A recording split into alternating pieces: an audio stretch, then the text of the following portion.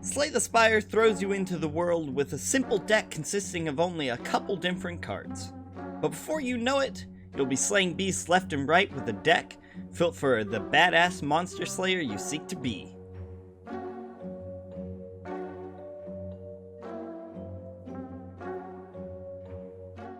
Slay the Spire quickly starts you out with only one character, although playing 2 more games will quickly unlock the other 2 characters. As you load up the game for the first time, not much tutorial is needed. You have an energy bar on the left, a draw pile and a discard pile, and a health bar. Simple as that.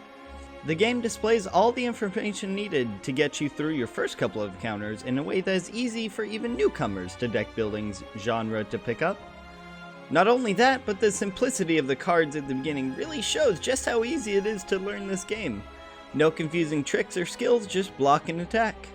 All enemy health bars are shown so you know exactly how much damage you need to be doing. The enemy's intentions are also shown to signify whether you should go in for damage or play defensively with a block card. Once you finish an encounter, you're sent out to the map, which provides the dungeon crawler feel to this game. The map is my favorite part of Slay the Spire. When trying to traverse your way to the boss, you get to choose what path to take. Each room is clearly labeled with either an enemy, a large enemy, chest, mystery, campfire, or shop. Each time you enter a new dungeon, you have a choice to take a riskier path and reap better rewards, or take a safe path if you need to stop at more campfires and heal, or use a smithing to buff up your cards. Out of all the types of dungeon rooms, mystery rooms are by far my favorite.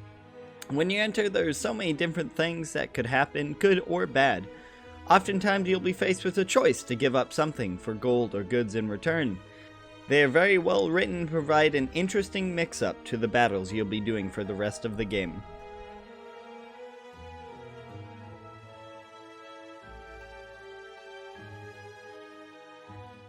Battles start every turn with full energy and drawing a set number of cards. You can either use your damage cards to wound the enemies or block cards which resist a set amount of damage and fall off after every turn. After every battle, you'll be prompted to add a new card into your deck.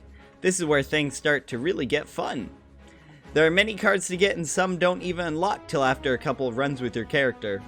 Each card is varied enough to feel vastly different from every other. The funnest things to happen in this game is to get a really good roll of cards that synergize together in a way that either block tons of damage or deal massive damage to your enemy. Even though you may never get this insane combo again, there's so much variety in the deck building that some of their crazy card pulls will always keep you excited and focused on the game. The game also sometimes gives you handy relics throughout your run which can really buff your character. The relics paired with the vast number of cards will make every run different and special in its own way.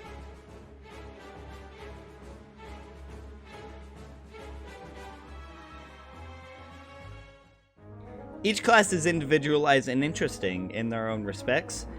The Ironclad focuses on buffing himself with passives like Strength and Dexterity, while the Silent uses draw cards to spam out weaker attacks that add up, and the Defect has a completely new mechanic where he channels elements around him to deal damage. While you only have 3 characters, each character has multiple ways to build them. The Silent can either play Poison that stacks up over time, or playing cards that gives you shivs that you can buff to deal massive damage if you get the right cards. You are never committed to one type of build. You could pull a really good couple of cards 30 minutes into the run that switch it up completely. There's also a number of relics that can influence your run really significantly.